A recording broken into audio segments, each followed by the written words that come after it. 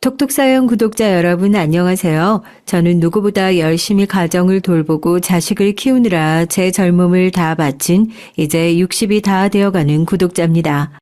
요즘은 인생은 60부터라고 저도 젊을 때 너무 제 몸을 갈아서 청춘을 불사른 탓인지 여기저기 아픈 것을 제외하면 아직 제2의 청춘을 시작할 만큼 정정하게 그렇게 살고 있습니다. 그런데 몸만 정정하면 뭘 하나요? 인생을 정말 60부터 다시 시작하기 위해서는 마음의 정정함이 가장 중요하다는 것을 이번 일을 통해서 깨닫게 됐습니다. 저는 젊은 날 이렇게 열심히 살아왔으면 나이를 먹고서는 이제 저에게 해코지 하는 사람은 아무도 없을 거라 생각했거든요. 이렇게 열심히 살았는데 그것도 보상은 있을 거라고요. 그런데 세상에 그렇게 제가 원하는 대로 공정한 보상만 받으면서 살 수 있는 곳이 아니더랍니다. 더군다나 저 역시 제 황금 같은 두 번째 청춘을 망친 장본인이 생판 남이 아닌 저희 가족이었다는 사실 때문에 지금은 마음의 건강이 많이 해쳐진 상태인 것 같아요.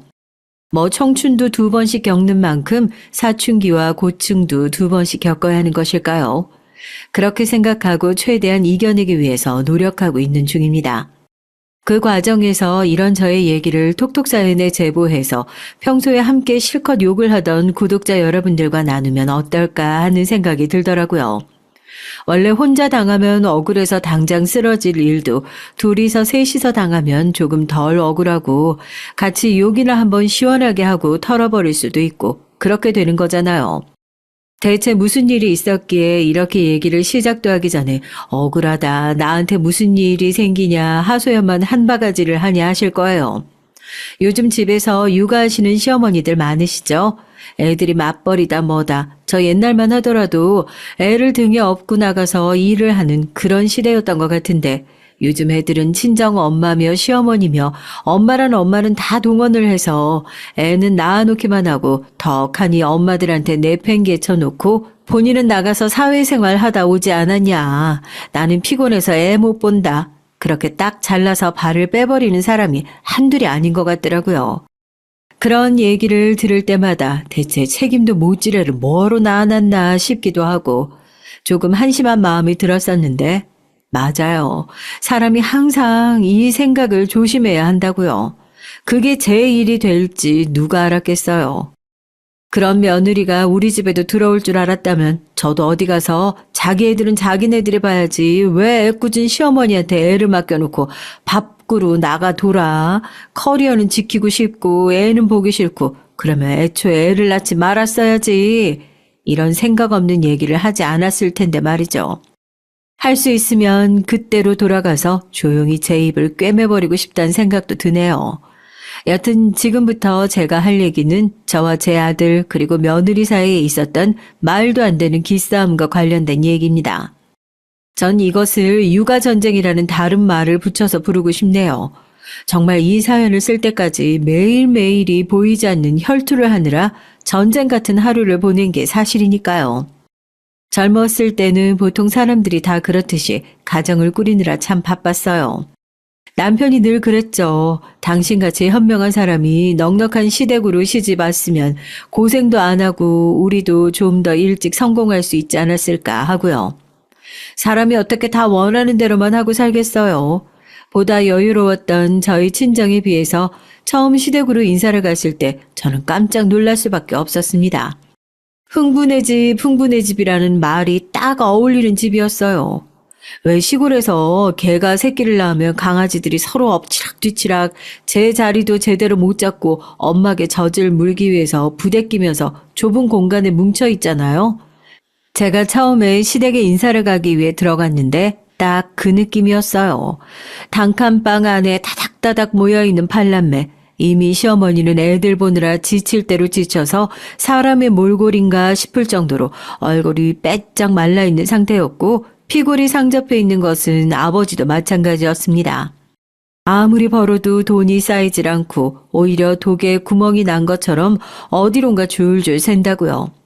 해를 거듭할수록 빚만 쌓이는 것 같다고 하던 남편의 말이 인사를 가고 시댁의 모습을 보니 비로소 이해가 되더라고요. 아, 이래서 그런 소리를 했구나. 이래서 시아버지가 돈을 벌어다가 집을 돌봐도 줄줄 샜구나. 참 막막하더라고요. 어떤 여자가 이런 집에 맏며느리로 시집을 가고 싶겠어요. 뭐 제가 그전까지 공주님처럼 부모님의 사랑을 듬뿍 받아가면서 대걸 같은 집에서 살아온 건 아니라고 해도 그렇다고 결혼을 하자마자 제 배 아파 낳기 전에 이렇게 제비 새끼들 마냥 딸린 식구들 입에 밥 넣어주느라고 바쁜 시집살이를 할 거라고는 생각도 해본 적이 없는걸요. 그건 아마 다른 며느리들도 마찬가지였을 거고요. 멈칫하는 제 얼굴을 보고 남편도 미안해 하더라고요. 이런 집으로 시집 와달라고 해서 자기가 미안하다고요. 어떻게 생각을 해보면 누구를 집에 데리고 와서 지금 집안꼴이 이런데 결혼을 해달라고 얘기를 하는 것 자체가 본인한테는 굉장히 엄청난 짓이라는 것을 잘 알고 있는데도 그런데도 당신을 놓치면 안 될 것 같다는 생각이 들어서 그랬다나요? 저희 남편이 사람 정말 잘 봤던 거죠. 그런 얘기 듣고 마음이 흔들릴 수 있는 여자를 만나기가 또 쉽냐고요. 솔직히 시댁에 줄줄이 딸려있는 시동생들만 보면 한숨이 푹푹 나오는데요. 그래도 어쩌겠어요. 제가 이 남자를 사랑한다고 선택한 건데. 그마저도 제가 감당 못할 몫이구나 하고 받아들였죠. 그렇게 쉽지 않은 결혼을 승낙했습니다. 뭐 각오는 했었죠. 아, 나 당분간 우리 애를 가질 생각은 못하겠구나. 줄줄이 딸려있는 시동생들 챙기느라 바쁘겠구나. 그냥 시어머니랑 나눠서 육아 같이 하겠구나. 어느 정도 예상은 했던 상황이지만 원래 인생이 힘든 게 이 제가 했던 수많은 예상들과 귀신같이 다 빗나가는 거. 그런 데서 힘듦이 오는 게 아니겠어요. 가장 먼저 빗나갔던 예상은 저에게 예상보다 너무 빨리 아기가 들어섰단 겁니다. 그게 저희 아들이었고요. 두 번째는 제 아이가 생겼어도 시댁의 사정은 달라지지 않았으니까요. 그러니까 저는 하루하루 배는 불러오는데 책임져야 할 식구가 8명에서 9명으로 늘어나고 있더라고요. 그 당시 남편이 공장에서 일을 하고 있었거든요. 남편을 불러다 앉혀놓고 그랬어요. 우리 이대로 살다간 죽도 밥도 안 돼요. 결혼하고 나서 살림살이는 하나도 나아진 게 없지. 이대로 애만 덜컥 낳아놓으면 그애 우리한테 고맙다고 할 것 같아요? 난 절대 아니라고 생각하는데. 이럴 거면 나를 왜 낳았냐? 차라리 낳질 말지 그랬냐? 내 아들이 고생하면서 우리한테 그렇게 원망 섞인 말 늘어놓는 걸 생각하면 나 그 꼴 절대 못 볼 것 같아요. 당신은 부모가 돼서 자식한테 그런 소리나 듣고 사는 사람이 되고 싶어요? 나는 아니야. 온 가족들을 그 좁은 집에 다 모아두고요. 그때 제 나이가 몇 살인데요. 너무너무 젊고 어리죠. 요즘 사람들이 대학을 나오고 막 취업을 준비하는 나이를 생각해보면 그때 제 나이는 아직 사회에 나가서 앞가림도 제대로 못하는 나이일지도 몰라요. 그런데 사는 게 그 모양이니까 제가 아니면 그 상황에서 누구 하나 결단을 내려줄 사람이 없을 것 같으니까 그렇게 나섰던 겁니다. 우리 이렇게 살지 말자. 우리가 지금 당장 할 수 있는 걸 좀 찾아보자고요. 식구가 많다는 건요. 그만큼 맞대고 생각을 나눌 머리도 많다는 거잖아요. 제가 최근에 무슨 글을 읽은 적이 있는데요. 사람이 노동력을 갈아서 한 달에 최대한 많이 벌 수 있는 돈은 500만 원을 왔다 갔다 한대요. 뭐 연봉에 따라서 조금씩 차이는 나겠지만 그러니까 머리를 쓰지 않고 몸을 쓰는 일들, 최저시급으로 계산해보면 한 달 월급이 200만 원이 조금 넘어가는 것을 생각해보면 아무리 내가 퇴근하고 나서 택배를 더 나르고 주말을 투자해서 일을 더 하고 그렇게 한다고 해도 최대한 벌 수 있는 돈이 500만 원을 넘어가지 못한다. 그 얘기가 얼추 맞는 것 같더라고요. 그러면 이 벽을 넘기 위해서는 무슨 일을 해야 하냐? 그러기 위해서는 머리를 써야 한다 이거죠. 단순히 주어진 시간 동안만 몸만 부지런히 움직여야 하는 일이 아니라 머리를 쓰고 사람들이 무엇을 원하는지 파악하고 그걸 실행을 해보라고요. 그게 절대 못 들을 것 같던 한계를 뛰어넘는 방법이라고요. 제가 이 글을 보고 옳다구나 했던 게요. 이게 딱 저희 가족이 가난에서 탈출할 수 있었던 방법이었던 것 같아요. 그때는 가족들 모두가 머리를 맞대고 그냥 이 방법 저 방법 궁리를 하다가 월급 받고 사는 것에는 한계가 있고 그러면 사업을 하면 이 식구도 저 식구도 데려다가 일을 시킬 수 있지 않을까 그런 단순한 생각으로 시작했던 일이었는데 나중에 시간이 지나고 나서 생각해 보니까 그게 노동력이 아니라 머리를 쓰고 사는 사람들이 하는 것을 제공해주는, 그러니까 보장이 되어 있던 성공의 비법이었던 거죠. 저희가 그때 처음 시작했던 것은 농산물 가공과 관련된 일이었는데요. 저희가 제일 처음 시작하기도 해서 너무 구체적인 내용을 말하면 저희 상호명까지 전부 알려질 것 같아서 말씀을 못 드리겠네요. 그 당시에 시댁에서는 오랜 시간 동안 농사를 짓고 계셨고, 시골에서 농사를 지으시니 주변 분들도 전부 농사를 짓고 계시니 상품을 선정하는 데는 어려움이 없었어요. 농산물의 특성상 이게 제철이라는 게 있잖아요. 얼마 전에 도매로 사과를 사재기를 해서 사과값이 폭등을 했네 마네 하는 이런 뉴스들 보셨죠? 그게 농산물은 아무리 하우스가 있다고 하더라도 보관을 사계절 내내 할 수 있는 상품들이 아니기 때문에 철이 아닌 상품은 자연스럽게 가격이 올라가는 구조를 가지고 있거든요. 그래서 저희 가족은 그런 거를 조금 이용해서 사업을 시작했어요. 농산물 가공이라고 지금은 어느 정도 활성화가 되어 있는 분야이긴 한데 그때 당시만 하더라도 시작하는 사람들이 거의 없었거든요.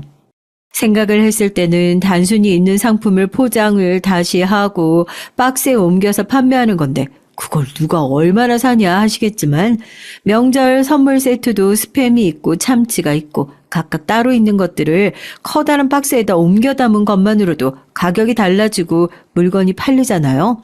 거기서 착안을 했던 거죠. 그렇게 저희 시댁은 잘 데려온 맏며느리 덕분에 계속 기울기만 할 줄 알았던 집이 다시 번쩍 일어서게 됐습니다. 돈이라는 게 참 좋아요. 돈이 없을 때는 사람들이 옹기종기 부대끼면서 그래도 이 정도면 행복하게 잘 살지.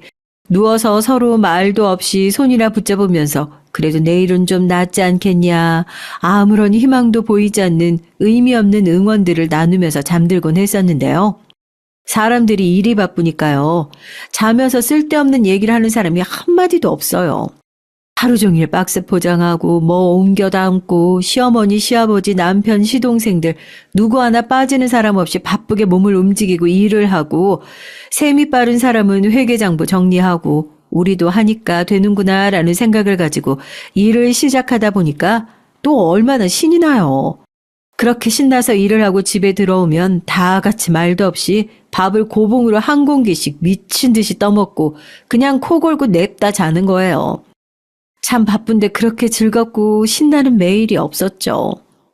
저는 배가 점점 더 불러와서 예전만큼 일을 할 수는 없었지만 시댁 식구들은 제가 아니었으면 어떻게 살림이 이 정도까지 나아질 수 있겠냐면서 제가 집에서 손 하나 까딱만 하려고 해도 온 시동생들이 뛰어나와서 어깨를 주무르고 물을 떠다 주고 어디 하루에 몇백만 원짜리 고급 산후조리원이 부럽지 않을 정도로 좋은 시간을 보냈습니다. 그렇게 밑바닥부터 차근차근 성공을 하니까요. 가족들이 서로에게 감사함을 느낄 줄을 알아요. 뭐가 하나가 잘 되어도 서로 노력한 결과라고 하고 내 탓이다를 안 해요. 네 덕이다라고 하지. 그러니까 시집살이라는 게 전혀 없었어요. 그렇게 좋은 분위기 속에서 어떻게 누가 누구를 미워하고 골려먹고 괴롭히고 그렇게 할 수가 있겠냐고요. 저희 아들이 그렇게 온 가족의 사랑을 받으면서 세상에 나왔습니다. 저에게는 그 모든 시간들이 너무 기적 같았어요. 처음 시댁의 문을 열었을 때 내가 과연 이런 곳에서 내 자식을 가질 생각을 하고 그 자식한테 원망 한마디 안 들어가면서 잘 길러낼 수 있을까 그런 걱정이 앞섰던 하루하루였는데 지금 바라보고 있는 시댁은 예전보다는 훨씬 나아진 살림살이 그리고 이제 더 큰 도약을 하기 위해서 준비를 하고 있는 열정 넘치는 가족들 내 품에 안고 있는 남편과 나를 똑 닮은 아이 우리에게도 생긴 더 열심히 살아야 될 이유 아무것도 주어지지 않은 상황에서 오로지 두 사람의 힘으로 일궈낸 이 기적들이 너무 감사하더라고요. 아들이 자라면서 행복은 배로 부풀어 갔습니다. 그 사이 저희 공장은 몸집을 점점 더 불려나갔어요. 시동생들의 대학도 보내주고 결혼도 시켜주고 정말 저희 집안의 살림을 책임져 주었던 공장은 이제 계열사를 몇 개나 둘 정도로 그 몸집을 키웠고 직장을 고민하던 시동생들도 계열사 하나씩을 맡아서 운영하면서 이제 제법 가족 기업이라는 이름을 달고 있어도 어색함이 없을 정도로 완벽한 구색을 갖추고 있었죠. 물론 이건 역시 저희를 사장으로 놓고 충분히 존중해 주었던 시댁 식구들의 선한 마음가짐이 있었기에 가능했겠죠. 원래 그렇잖아요. 졸부들끼리 더 많이 싸우는 거요. 없던 집안에 갑자기 돈이 들어오면 원래 서로 자기가 쌓은 공 같아서 그 작은 콩고물도 혼자서 차지하려고 피 터지게 싸우는 거죠. 저희 집안은 다행히 그런 식구는 없어서 가족 기업에서 흔히 나오는 법적 분쟁에 휘말려 본 적은 여태까지 단 한 번도 없었습니다. 저도 그렇고요. 남편도 그렇고 자식을 많이 낳고 싶은 욕심이 없었어요. 뭐 형제가 많으면 복닥거리고 좋긴 하겠다만 남편은 워낙 시댁에서 많은 동생들을 품고 사느라고 고생을 하기도 했고 저도 그런 남편 덕분에 안 해도 될 육아를 몇 배로 하면서 살아왔으니까 다자녀 부모에 대한 욕심은 애진작에 물 건너 간 터였죠. 대신에 하나 키우는 아들 최선을 다해서 공들여 키워보자. 이 아이를 세상에 내놓았을 때 저 집은 부모님이 자식 농사 하나는 기가 막히게 지었다는 소리를 들을 수 있을 정도로 그 정도는 한번 키워봐야지 않겠냐. 남편이랑 저랑 그 부분에서는 의견이 일치했어요. 그리고 또 제가 집에서 해온 공이 있는데 저희 아들이 크면서 친척들한테 얼마나 사랑을 받았겠어요. 걔가 클 때요. 제 손으로 뭐 육아용품을 한 번도 사본 적이 없어요. 형수님 이제야 은혜 갚아요 하면서 돌잔칠 때 남들 1돈짜리 2돈짜리 반지를 사가지고 올 때 저희 도련님은 그동안 저희 집에서 고생하신 거 앞으로 살면서 천천히 갚아나가야겠다면서 10돈짜리 금방울이 달린 팔찌를 해가지고 왔어요. 애 영어 유치원 대기도 대신 서주시고 수험생 때는 또 어땠는데요. 저희가 뭐 돈을 아무리 많이 벌어도 요즘 사람들처럼 애한테 명품 사다 입히고 그러는 건 또 절대 용납이 안 되거든요. 힘들게 돈 벌 줄 아는 사람들이니까 허튼 데는 10원 한 장도 지갑을 안 여는 사람들인데 또 교육에 있어서는 지갑에 구멍이 났나 싶을 정도로 절대 안 아꼈습니다. 저희가 살고 있는 지역이 수도권이랑은 조금 거리가 있는 곳인데요. 여기서 아무리 1등을 해봤자 큰 물에 나가면 100등 안에도 못 들어간다 싶어서 대학은 무조건 서울에 있는 곳으로 보내야 한다고 애 방학 때 서울에 있는 유명 스타 강사가 있는 학원을 알아봐서 등록을 해줬거든요. 학원비가 정말 살 떨리더라고요. 평생 뭐 살 때 가격표 한 번을 안 보고 사고 카드 긁으면서 놀란 적이 없는데 학원비 긁을 때는 저도 솔직히 말하면 좀 쫄았어요. 3과목밖에 안 끊었는데 이 정도 금액이 나온다고요? 하고요.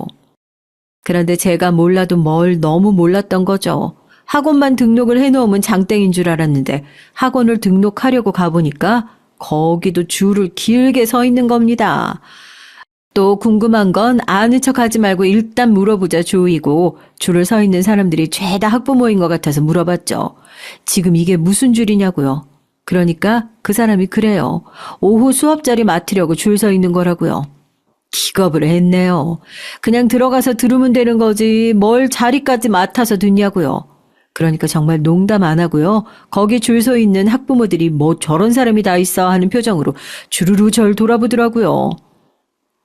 어머, 이런 학원 쪽은 처음이신가 보다. 학원만 등록한다고 다가 아니에요. 여기서 선생님 얼굴 제대로 보고 1대1로 질문이나 제대로 하려면 앞줄에 앉아야죠. 애들 공부시키기가 어디 쉬운 줄 아세요? 엄마가 성실해야 애들도 공부할 수 있는 거예요. 뭣도 모르고 오전반으로 수업 신청을 해놨는데 확인을 해보니까 오전반 수업을 신청한 학부모들은 새벽부터 줄을 서야 겨우 앞자리를 차지할 수 있다고 하더라고요. 그러니까 새벽만 되면 그 학원 앞에 엄마들이 한 손에 토스트, 한 손에 커피 들고 서서 줄을 길게 서는 진풍경이 펼쳐진다고 하는 거예요. 당장 저는 내일부터 내려가서 다시 일을 해야 하는데 언제 새벽같이 일어나서 학원 앞에서 줄을 서고 있냐고요. 아쉬운 건 아쉬운 거고 안 될 건 안 될 거다. 빨리 포기해야겠다 싶어서 남편한테 이걸 얘기를 했거든요. 그런데 시동생이 저희가 한 얘기를 들었나 봅니다. 저희가 제조 쪽이니까 아무래도 한여름에는 너무 힘들어서 일부 생산 라인을 3주 정도 멈춰놓고 여름 휴가를 드리고 있어요. 시동생은 그 생산 라인을 총괄하는 일을 했었고요. 본인이 생산 라인 멈춘 김에 여름 휴가 반납하고 조카 위해서 그 휴가를 쓰겠다는 겁니다. 세상에 아무리 조카를 예뻐한다고 해도 어떤 작은 아빠가 자기 휴가까지 반납하고 조카 학원 보낸다고 그 앞에 가서 줄을 서고 있냐고요. 저희도 아니다, 휴가는 휴가고 상황이 안 되면 포기를 하는 게 맞다. 정중하게 거절을 했는데 시동생이 막무가내예요. 집안에서 드디어 공부 좀 하겠다는 놈이 나오는데 친척이 돼서 손 놓고 있다는 게 맞냐면서요. 아무리 새벽이라고 해도 한여름이라 덥기도 더웠을 텐데 그렇게 매일같이 아침에 줄을 서줬다니까요. 입시 결과는 어땠냐고요? 저희 아들은 당당하게 고려대학에 합격을 했습니다. 소위 스카이라고 말하는 서울대 고려대 연세대가 있잖아요. 작은아버지가 대신해서 줄까지 서줬는데 그 정도 성과도 못 냈으면 아마 엄마인 제가 열받아서 머리를 빡빡 밀어버렸을지도 모르죠. 아이 하나를 키우려면 온 마을이 힘을 합쳐야 한다는 얘기, 그렇게 온 식구가 힘을 합쳐서 저희 아들을 키워냈습니다. 이제는 제가 아무리 이 집에서 며느리 역할을 잘 해놨다고 해도요, 가족들에게 제가 받는 것들이 훨씬 더 많아서 제가 갚고 살아야 할 게 더 많은 것 같다고 아들이 대학 합격증을 가져온 날 가족들한테 진심으로 고개를 숙이고 감사하다고 했어요. 다들 눈물을 훔치면서 저희 아들 대학까지 보내놓고 나니까 본인들도 열심히 살아온 게 이제야 실감이 난다고, 이렇게 이루고 사는 거에 성취감을 느낄 줄 몰랐다고 오히려 감사해 하더라고요. 한 동네에서 계속 뭉쳐 살면서 계속 함께 할 줄 알았던 시댁 식구들과도 아들이 서울로 대학을 진학하고 저희 회사가 서울에 사옥을 설립하면서 조금씩 흩어지게 됐습니다. 계열사가 많아진 상황에서 아무래도 본사에서 제대로 된 전문 경영인들을 뽑아서 회사를 관리해야겠다 싶어 큰맘 먹고 그동안 모아놨던 자금을 사옥 설립하는 데 투자하기로 결심했고, 저희 가족들도 이 일에 신경을 쓰기 위해서 다 같이 서울로 거처를 옮기게 됐어요. 오히려 아들이 대학을 다니고 있으니까 가까운 곳에서 신경을 더 많이 써줄 수 있어서 저는 엄마 된 입장으로서는 더 다행이다 싶더라고요. 보통 집이 좀 산다, 부모님이 돈이 많다 하면 자식들이 망나니로 자라는 경우도 종종 있죠. 물론 그동안 가족들이 해온 노력을 생각하면 그런 생각을 전혀 해서도 안 되지만 저희 아들은 그런 망나니 같은 종자는 아니었습니다. 오히려 대학을 입학하고 난 이후로 그 쟁쟁한 아이들 사이에서 성적 장학금을 한 번도 놓치지 않을 정도로 항상 성실한 모습을 보여줘서 가족들을 한 번 실망시킨 적이 없었어요. 내가 참 남편 하나 잘 골랐다, 자식 농사 하나는 잘 지었다 싶더라고요. 여자의 인생이 남편의 인생이나 자식의 인생으로 그 성공 여부가 결정되는 건 아니지만 모르겠어요. 저는 그냥 그렇더라고요. 친구들을 만나면 바람잘 날 없는 그 집 얘기를 듣다가도 네 아들은 요즘 어때? 이 질문 나오면 다른 사람들은 자식 자랑을 어떻게 그렇게 잘 참나 싶어요. 우리 아들은 요즘 졸업반에 들어갔는데 성적이 하도 좋아서 조기 졸업을 할 것 같다 하더라. 지 아버지가 회사로 들어와서 일을 배우려고 하는데 그것도 됐다고, 어디 대기업을 들어가고 싶다고, 거기서 인턴 생활 한다고 하더라. 이런 자랑이 목구멍까지 올라오는데 그냥 호호 웃으면서 뭐 항상 그랬듯이 잘하고 있지, 이런 얘기나 하면서 꾹 삼키는 거죠. 그럼 친구들이 제 표정만 보고도 금방 알아차려요. 저게 지금 자랑할 게 산더미만큼 쌓였는데 우리 앞이라고 말을 아끼는구나 하고요. 그리고 대번에 그래요. 저렇게 참고 말 안 하는 게 더 재수없다고요. 그렇게 재수없다 소리를 듣는데도 마냥 좋은 거예요. 자식이 그렇게 승승장구하는데 안 좋은 부모가 세상 천지 어디 있겠어요? 내 자식이니까 우리처럼 비틀거리지 않고 고꾸라지지 않고 탄탄대로만 걸었으면 좋겠다. 어떤 부모든지 다 할 법한 그런 소망을 매일 빌었습니다. 그런데 제 소원이 너무 과했던 걸까요? 아니면 재수없다 소리를 너무 많이 듣고 살아서 그 좋았던 재수가 갑자기 고꾸라지기라도 한 걸까요? 아무리 재수가 없어도 이렇게 없어질 줄이라고는 상상도 하지 못했습니다. 이 모든 것은 아들이 회사를 들어가고 나서 얼마 지나지 않은 시기에 시작됐어요. 저희 아들 지금까지 얘기 들어보셔서 잘 아시겠지만요. 자라는 동안 부모님 속 한 번을 안 썩이고 컸던 애입니다. 남자애들이 학교에서 의뢰 그러듯이 애들하고 주먹 다짐해서 학교에 불려간 적이 있길 하나, 뭐 학습지를 사네 뭐 하네 하면서 용돈을 더 타간 적이 있길 하나, 학원을 간답시고 친구들이랑 PC방 오락실에 간 적이 있길 하나, 그런 사소한 사고 한 번을 친 적이 없어서 마음을 너무 놓고 있었던 탓일까요? 설마 이렇게 큰 사고를 갑자기 터뜨릴 거라고는 예상도 하지 못했습니다.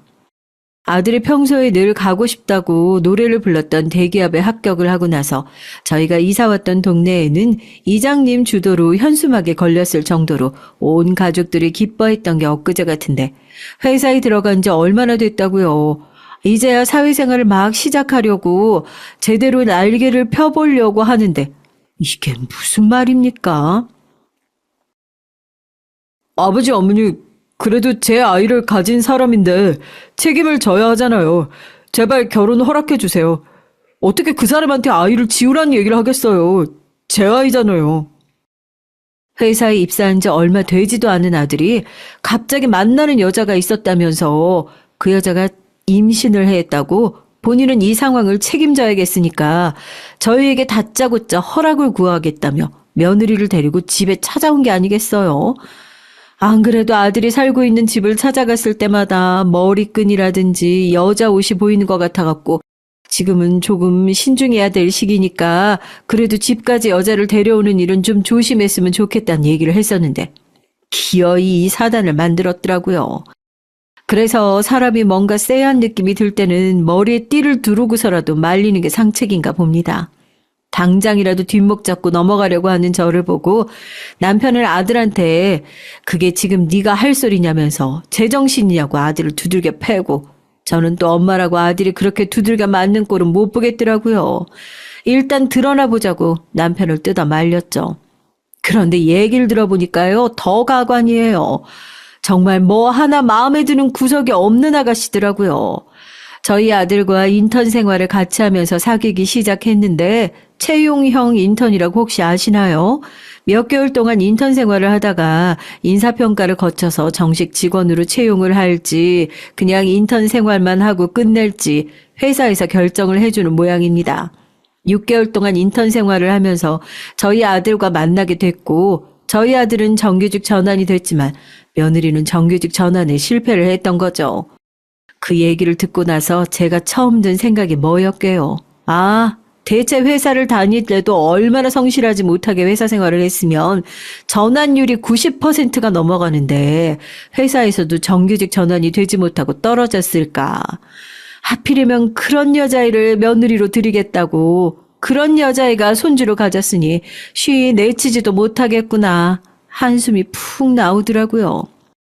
생각지도 못한 근심이 생겨서 몇 날 며칠 밥도 먹지 못하고 알아 누워있는 저에게 붙어서 아들은 정말 퇴근 후에 매일같이 찾아와서 설득을 했어요. 어머니 아버지도 아무것도 없는 상태에서 시작하지 않았냐고요. 속으로는 그 경우랑 이 경우랑 같냐고. 제가 그 집을 일으켜 세우기 위해서 해온 노력이 얼마나 큰데 그걸 어떻게 너희 둘 소꿉장난에 비교를 하냐는 소리가 목구멍까지 올라왔지만 부글거리는 속을 꾹 참았습니다. 이게 참 자식 이기는 부모 없다는 소리가 괜히 나오는 말이 아닌가 보더라고요. 여름바다 죽겠는데요. 매일같이 찾아와서 어머니 이러시면 자기도 못 산다 죽는 소리를 하는 아들을 매일 보고 있으니까 그것도 못할 짓이더라고요. 차라리 제가 부모된 도리로서 그때 이 악물고 저 한 사람 나쁜 사람 되고 말지 그냥 눈 딱 감고 앞으로 네 인생 생각하면 반대하는 게 맞다. 그렇게 으름장을 놔버렸어야 하는 건데요. 또 그렇게 모진 엄마가 되지를 못했어요. 자식 이기는 부모 없다고 저도 그렇게 얼레벌레 허락을 하고 말았네요. 아, 그럼 뭐 어떡하냐고요. 며느리 배는 계속 불러오고 어차피 못 이길 자식이라면 하루라도 빨리 져주는 게 나중에 불필요한 고부 갈등을 줄이는 지름길이라는 걸 알고 있었으니까요.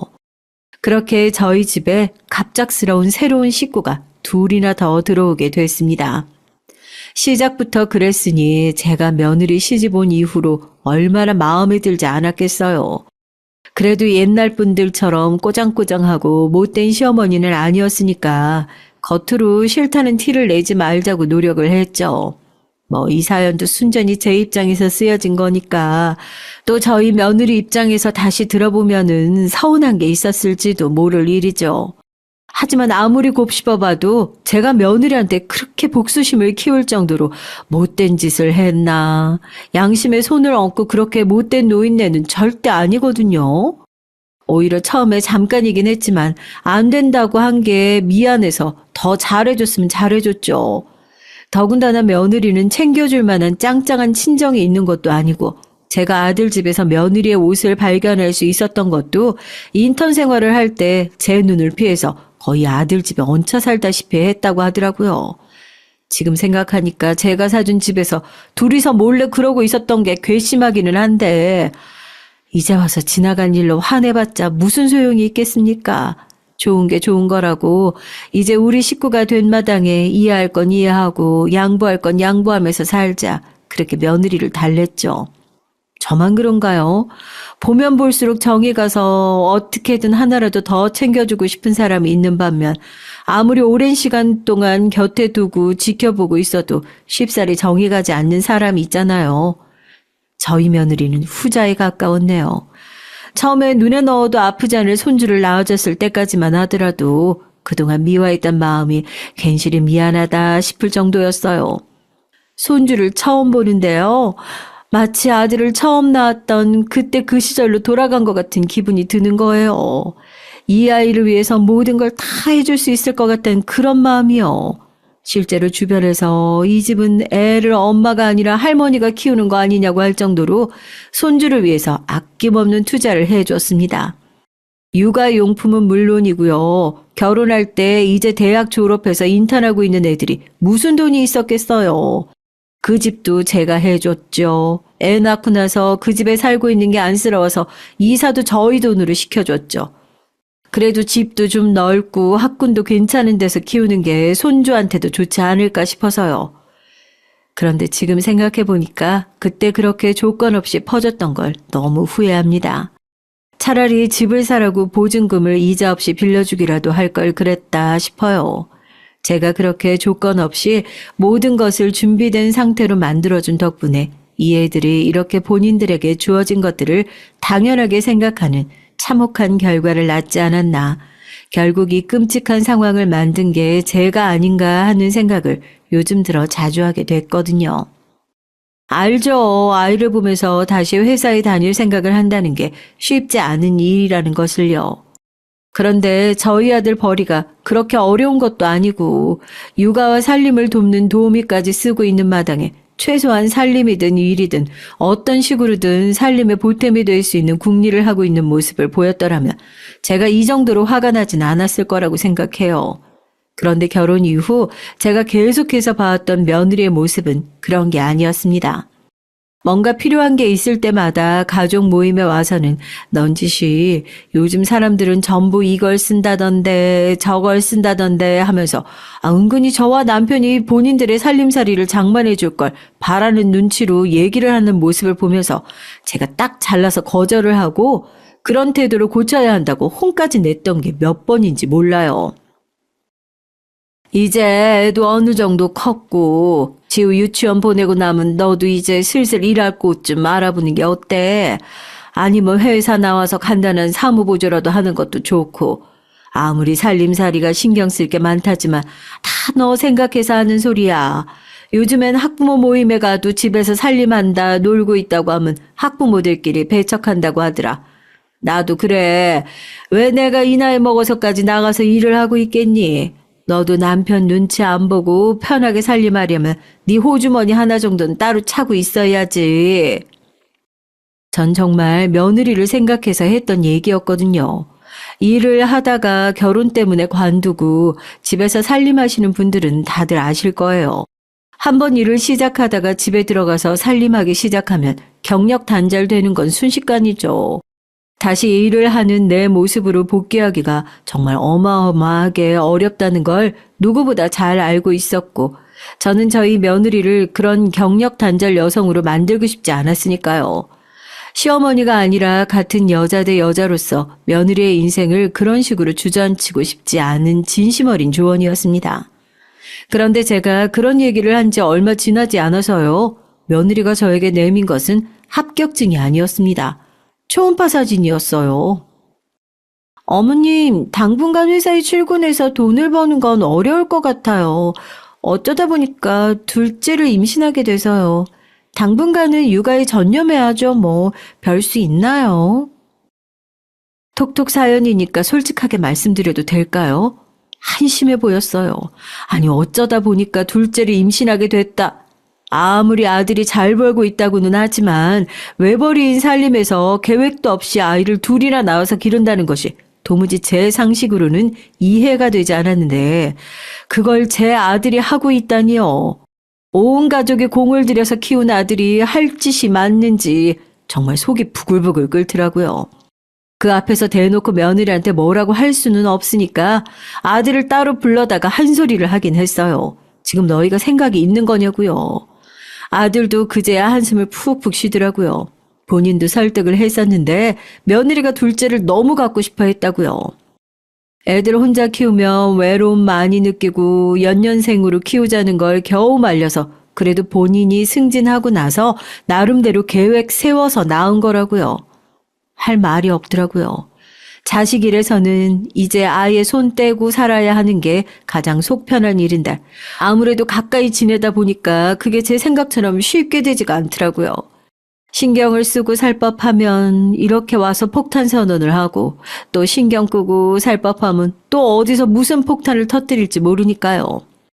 이쯤 되니 이제 순탄한 제 인생에 무슨 폭탄이 터질까 사연을 들으시는 분들도 조마조마하시죠? 네, 조용히 지나갔으면 제가 여기다 사연을 제보했을 리가 없죠.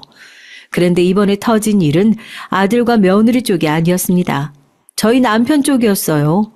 매해 건강검진도 꾸준히 받고 매일 아침 저녁으로 헬스장을 다니면서 건강관리는 누구보다 신경 쓰고 있다고 생각했던 남편이었는데 심근경색으로 갑자기 쓰러져서 병원에 들어가게 된 겁니다.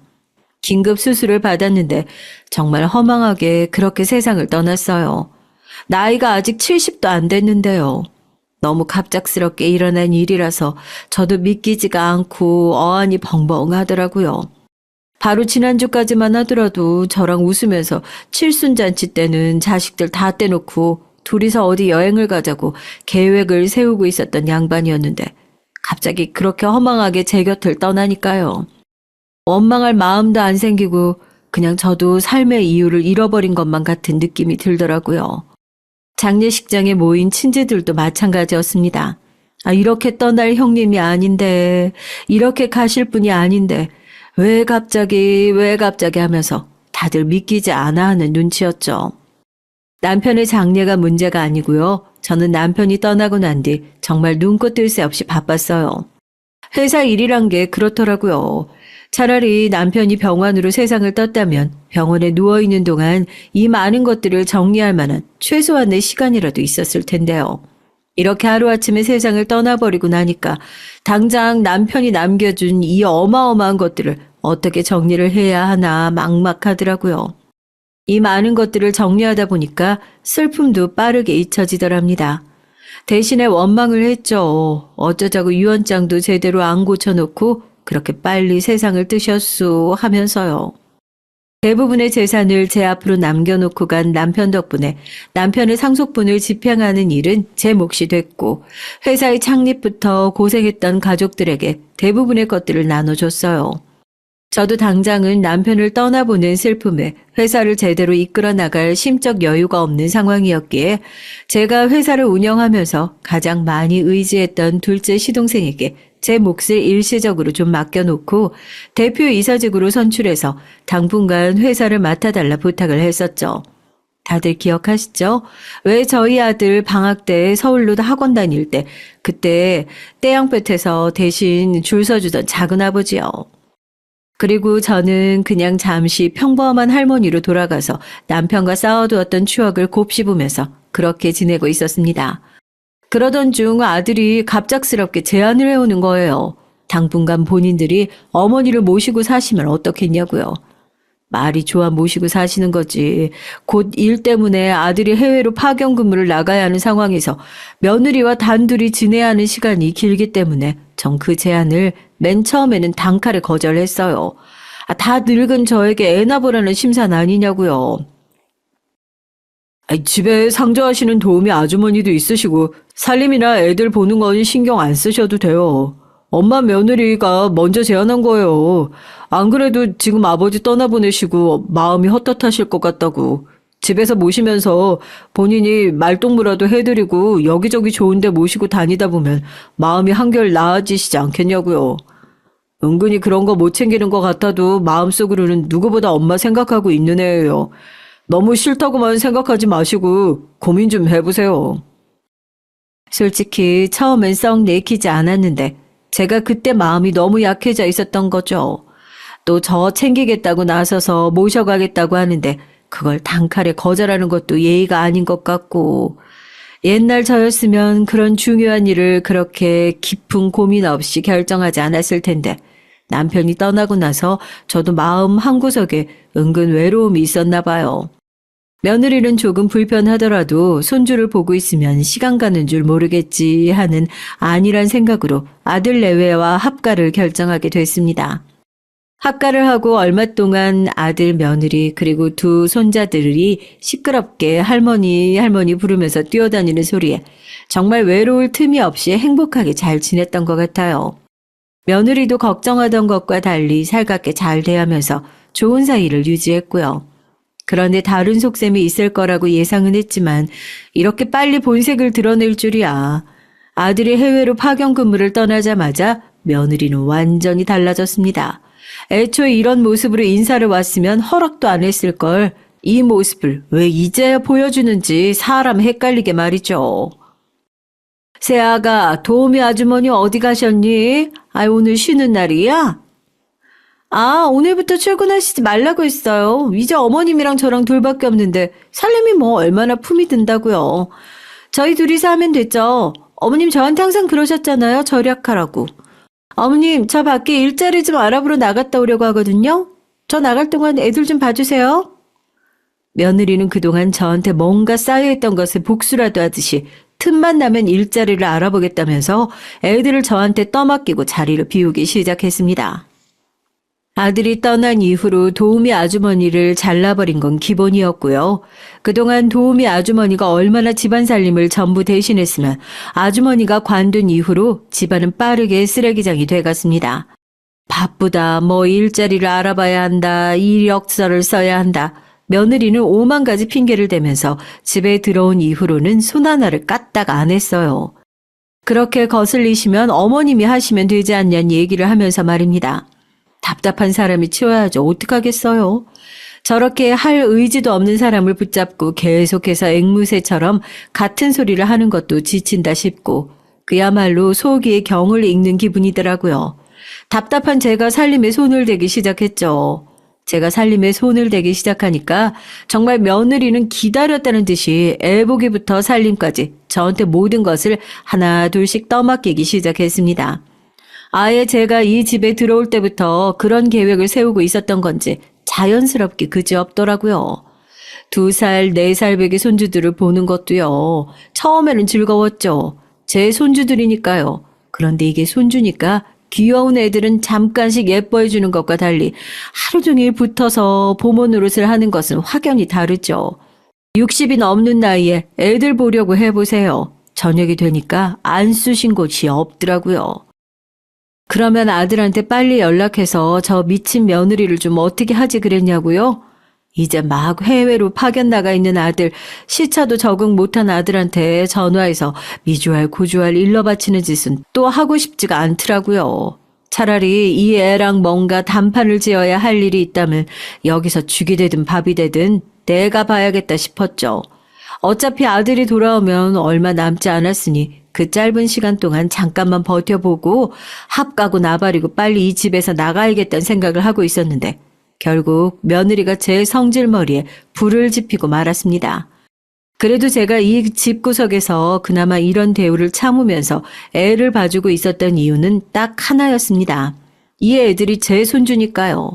미우나 고우나 인정하고 싶지 않은 순간도 종종 있지만 이 애들이 제 손주고 이 기분 나쁜 여자애가 그 손주를 낳아준 제 며느리니까 참았던 건데 이런 식의 대우는 참을래야 더 이상 참을 수가 없었죠. 아, 어디 가니? 오늘 둘째 예방접종 맞아야 하는 날이라고 얘기했잖아. 애들 다 내팽개쳐두고 그런 차림으로 또 어딜 나가는 거야? 어머님, 그래서 제가 어제부터 계속 말씀드렸잖아요. 어머님이 애들 데리고 병원 가시라고요. 애 보시는데 제가 아무것도 안 챙겨드려서 지금 계속 그러시는 거예요? 자요. 여기 제 카드. 됐죠? 제가 월에 이제 10만 원씩 꼬박꼬박 드릴 테니까 군소리 없이 봐주시는 거예요. 월에 10만 원. 듣기만 해도 기가 막힌 액수인데 누가 보면 제가 그 10만 원이 없어서 이 집에서 애나 보고 있는 줄 알겠더라고요. 이건 정말 나를 가정부 취급을 하고 있는 거구나. 더 이상 참아주면 안 되겠구나 싶어서 안고 있던 애를 그대로 내려놓고 그대로 카드를 집어들어서 며느리의 얼굴에 확 집어 던졌습니다. 늘 고분고분 애를 보던 제가 이렇게 크게 화를 낼 줄 몰랐는지 며느리는 조금 당황한 눈치더라고요. 지금 뭐 하는 거냐고, 애들을 저렇게 놔두고 가시면 어떡하냐고 발을 동동 구르는 며느리에게 한마디 해줬습니다. 너 대체 무슨 깡으로 지금 나를 이렇게 이빨 빠진 여우 취급을 하는 거야? 내가 아주 니네 집에 들어와서 살고 있으니까 아무것도 없는 노인네처럼 보이는 거야? 네가 여기 네 애들이랑 살고 있는 이 집도 내 돈이고 너희 아버님이 돌아가시면서 남긴 회사도 이제 다 내 거야. 너 같은 건 언제든지 애 놓고 저 문 밖으로 치워버릴 수 있는데 안 하고 있는 게 나라고.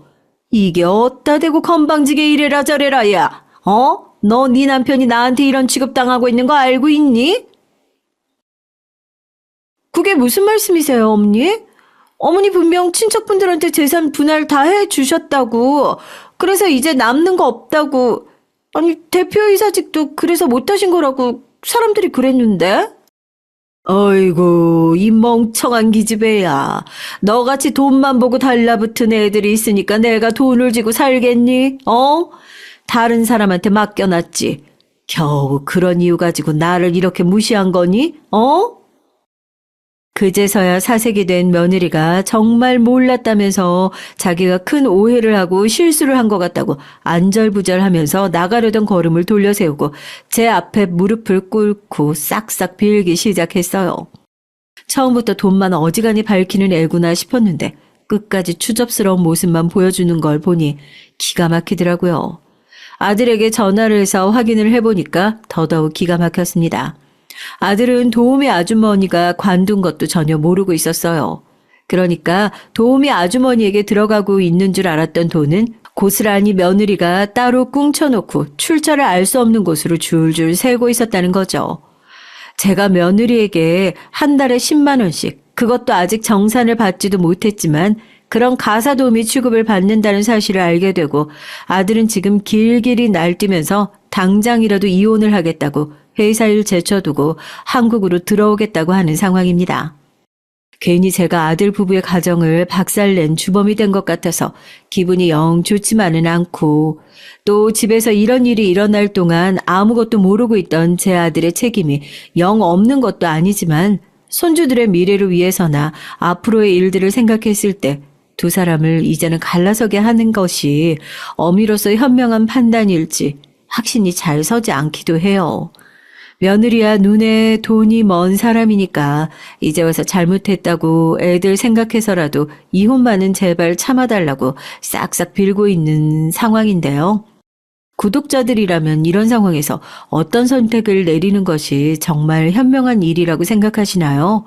좋은 해답을 부탁드립니다. 안녕하세요. 저는 40대 남자입니다. 남들이 보면 굉장히 평범한 그냥 아저씨예요. 실제로도 평범합니다. 평범한 부모님 밑에서 자라서 평범한 학교를 나오고 평범한 사람들을 만나 평범하게 가정을 이루었어요. 딸 하나 아들 하나 딱 대한민국 평균. 요즘은 이 평균이 힘들다고들 하니까 나름 복받은 인생인가요? 아무튼 제 인생은 별로 크게 역경도 고난도 없었습니다. 따분하고 지루할지언정 말이죠. 친구들도 다들 평범해요. 비슷비슷한 집안, 비슷비슷한 학력, 다들 비슷한 시기에 비슷한 규모의 회사에 취직해서 비슷한 시기에 결혼을 했습니다. 정말 특별한 거라고는 하나도 없어요. 그런데 제 친구 중에서 특별한 친구 한 명이 있어요. 집이 무척 가난한 친구였죠. 누더기 같은 교복을 입고 점심시간에는 친구들 몰래 어디론가 도망을 가던 그런 친구요. 다들 알고 있었습니다. 도시락을 싸우지 못해서 그게 부끄러워서 도망을 간다는 사실을요. 어느 날은 어머님께 그런 친구가 있다고 말을 한 적이 있어요. 그랬더니 어머니가 그날 이후로 밥과 반찬을 평소에 싸주시던 거의 2배를 싸주시더라고요. 그러면서 저에게 말씀하셨어요. 아무리 그래도 한참 클 나이에 밥 굶으면 쓰나. 네가 그 친구 기분 나쁘지 않게 같이 먹자고 하고 같이 먹어. 엄마가 너무 많이 싸준다고, 어? 저도 그 친구가 늘 신경이 쓰였던 탓에 그러겠다 고개를 끄덕였습니다. 그리고 그날 점심에 또 도망을 가던 그 친구를 불러 세웠어요. 나랑 같이 밥 먹자. 나는 괜찮아. 아니, 내 밥 좀 같이 먹어달라고. 어머니가 너무 많이 싸주셔서 혼자 다 못 먹을 것 같아서 그래. 잠시 고민하던 친구는 어딘가 쑥스러운 얼굴로 고개를 주워거렸어요. 한 번 더 거절하기엔 그 친구도 배가 많이 고팠었다고 나중에 시간이 좀 지난 뒤에 말을 해주더라고요. 그렇게 매일매일 고등학교를 졸업할 때까지 그 친구와 저는 밥을 함께 먹었습니다. 어느 날은 집으로 그 친구를 데려오라는 어머니의 말에 집에 데려간 적도 있었어요. 그 친구는 정말 평범하게 그지없는 저희 집을 신기한 데 둘러보며 연신 감탄사를 내뱉었죠. 우와, 집 좋다. 우와, TV가 이렇게 커? 평범한 집, 평범한 TV였어요. 다들 있는 그런 것들에 감탄하고 부러워하는 그 친구를 보며 우월감을 느끼지 않았다면 그것도 거짓말이겠죠. 어머니가 준비한 음식들을 먹으며 세상에 이렇게 맛있는 음식은 처음 먹어보는 양 구는 그 친구를 동정했던 것도 같습니다. 하지만 저희 둘은 정말 친하게 지냈어요. 나중에 그 친구가 그날 먹었던 저희 어머니의 밥이 자신이 그때까지 먹어본 밥 중에 제일 맛있고 푸짐한 상이었다고 말하더라고요. 한 번은 그런 일도 있었어요. 그 친구는 잘못한 것 없이 종종 친구들에게 놀림의 대상이 되곤 했어요. 이유는 물론 그 친구의 가난 탓이었죠. 넌 왜 그렇게 매번 밥을 얻어먹냐? 도시락도 못 사올 정도로 가난해? 얼굴이 시뻘개져서 대답도 못하곤 했어요. 얘가 밥을 얻어먹든 아님 그냥 같이 먹거든 네가 뭔 상관인데. 그냥 궁금하니까 물어본 거지. 그런 게 왜 궁금한데?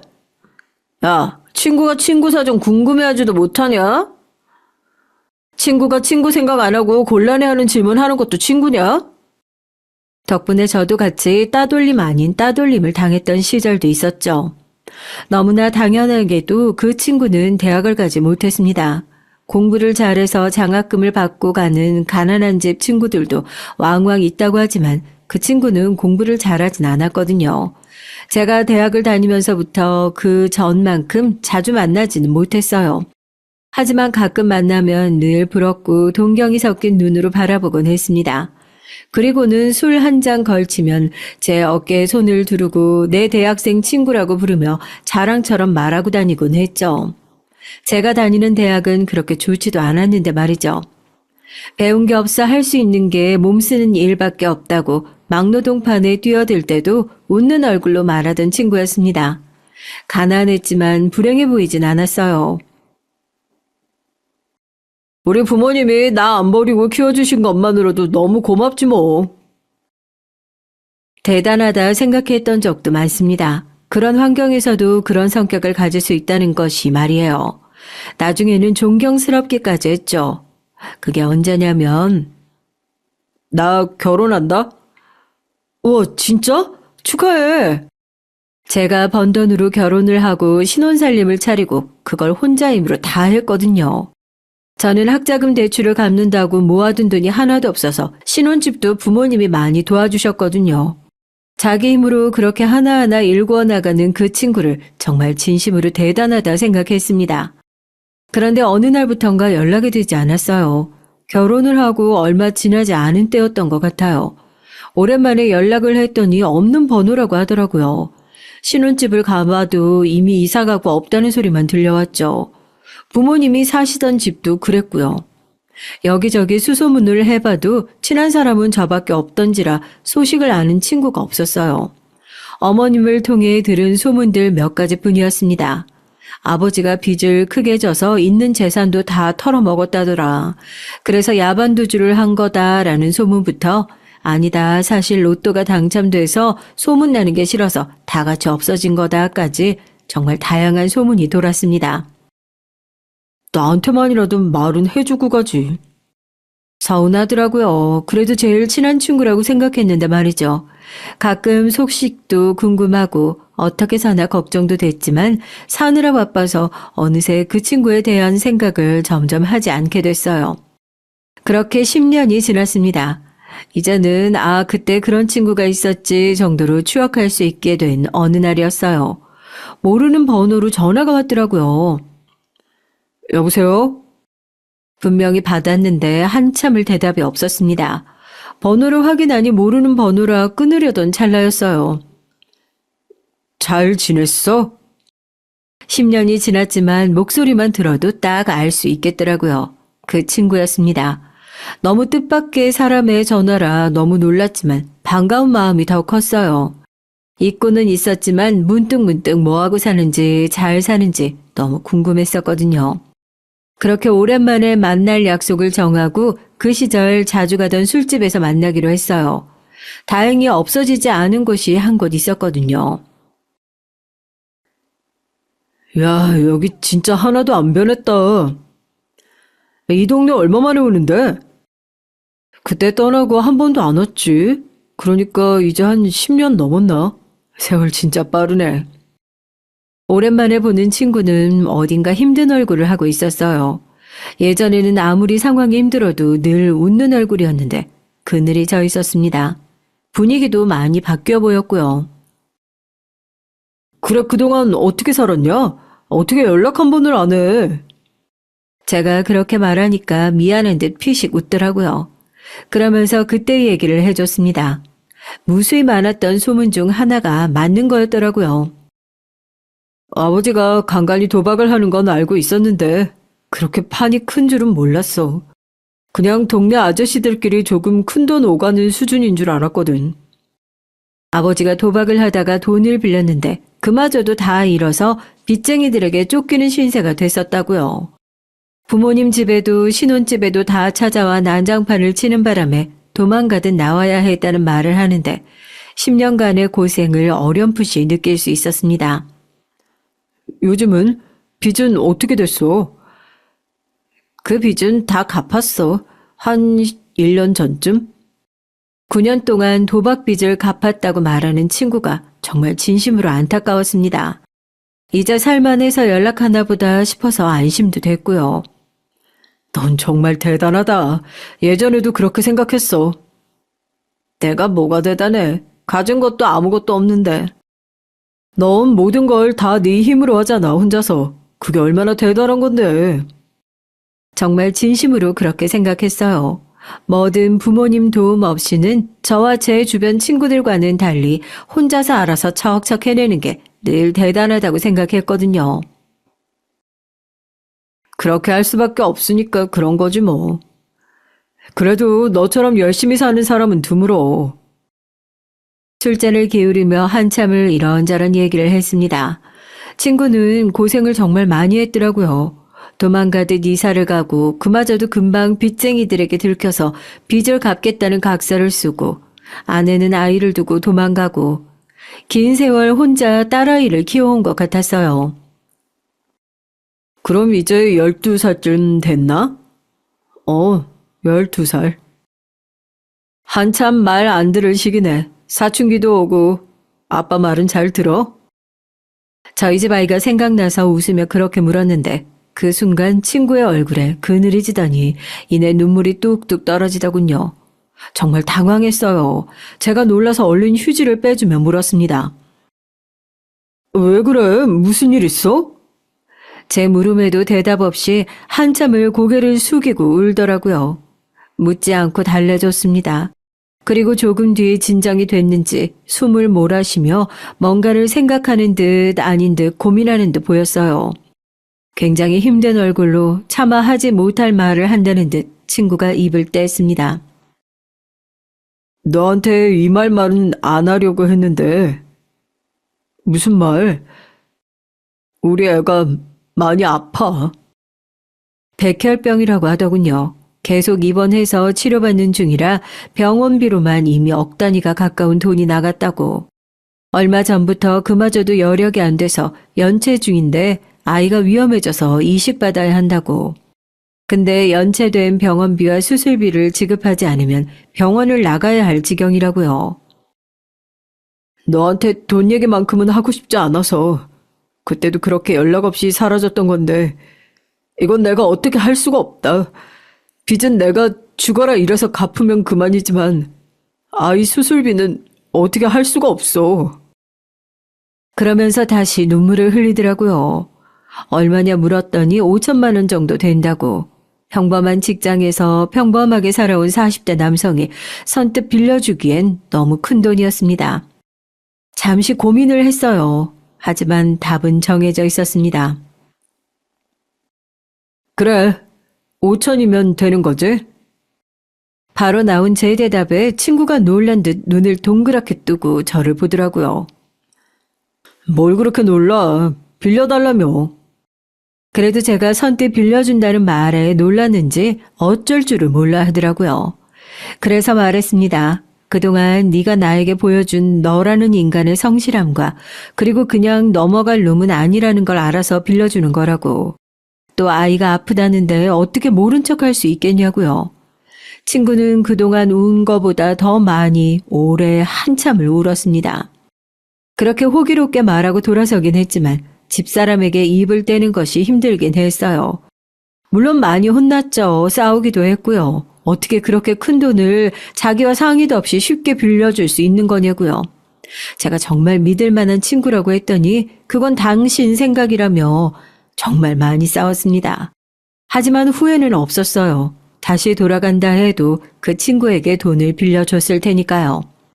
제가 빌려준 돈으로 병원비를 지불하고 수술도 무사히 끝났다고 연락이 왔었어요. 친구는 상환일을 약속했죠. 돈을 빌린 날로부터 딱 5년 뒤에 갚겠다고 말이죠. 솔직히 못 받아도 괜찮다는 생각을 한 적도 있습니다. 하지만 그 친구는 반드시 갚을 친구였어요. 친구 딸 병원을 찾아간 적도 있습니다. 걸음마를 겨우 시작했을 때 봤던 아이가 어느새 많이 컸더라고요. 지 아빠가 뭐라고 했는지 웃으며 감사하다고 고개를 꾸벅이는데 돈을 빌려줘서 정말 다행이라고 생각했습니다. 친구의 딸아이를 보고 나오는 길에 저를 배웅 나온 친구를 향해 말했었죠. 내 돈은 제일 나중에 갚아도 된다. 그 말을 친구가 무슨 소리를 하냐는 듯 보더라고요. 치료가 완전히 끝난 것도 아니고 너도 일하랴 간병인 두랴 여기저기 돈이 한두 푼 나가는 게 아닐 텐데 너무 무리하게 갚지 않아도 돼. 너 여력 될 때 천천히 줘. 애 수술 잘 마치는 거 보니까 안 빌려줬으면 어쩔 뻔했냐. 저렇게 이쁜 애를. 또 울먹이는 친구를 다독였습니다. 울지 말고 네가 힘내야지. 너만 보는 딸내미도 있는데. 친구가 고개를 끄덕이더라고요. 그리고도 꼭 약속한 그날에 다른 건 몰라도 내 돈은 갚겠다고. 저는 다른 건 몰라도 내 돈은 안 갚아도 된다고 생각했는데 말이죠. 그렇게 또 서로 사는 게 바빠서 자주 만나지 못하는 날이 많아졌습니다. 친구는 여기저기 일을 열심히 다니는 듯 했어요. 이제 우리 나이도 어디 하나 다치면 뼈가 시릴 나이인데 하며 걱정했던 기억이 납니다. 하지만 또 사는 게 바빠서 연락도 자주 못하는 날들이 이어졌죠.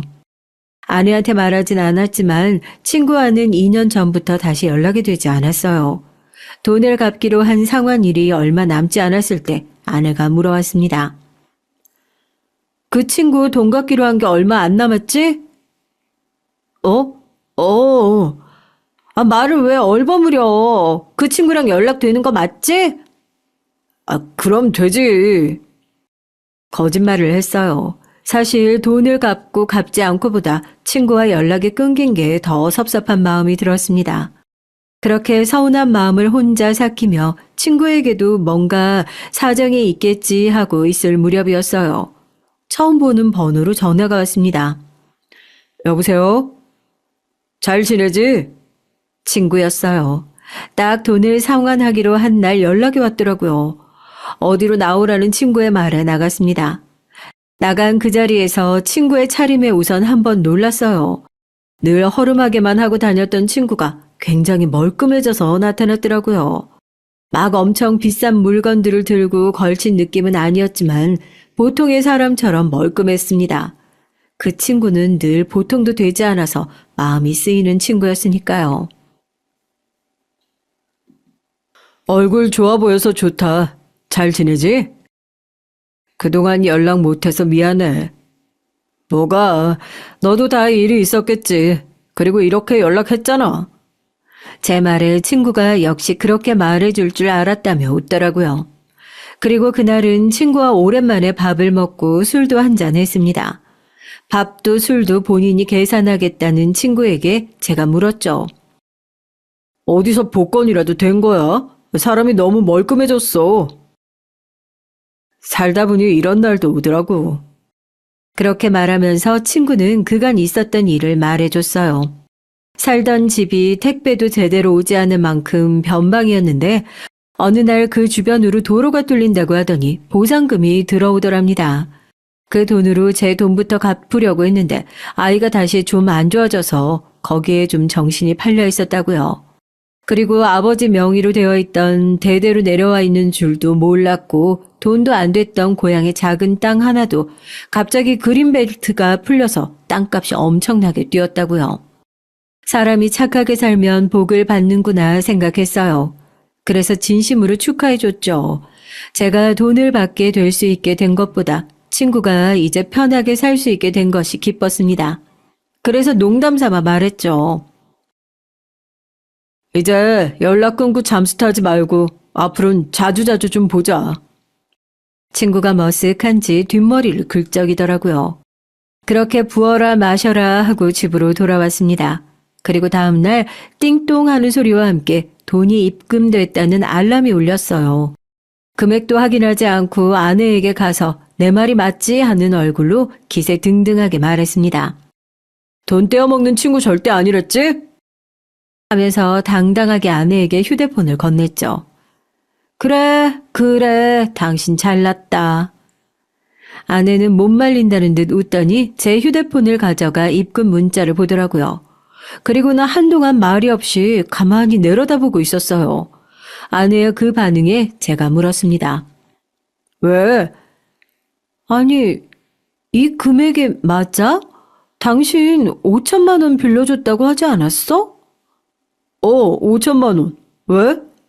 이 자식이 이자도 좀 넣는다고 어제 그러긴 했는데, 내가 그러지 말라고 분명 신신당부했는데. 이자? 이자를 좀 넣는다고 했다고?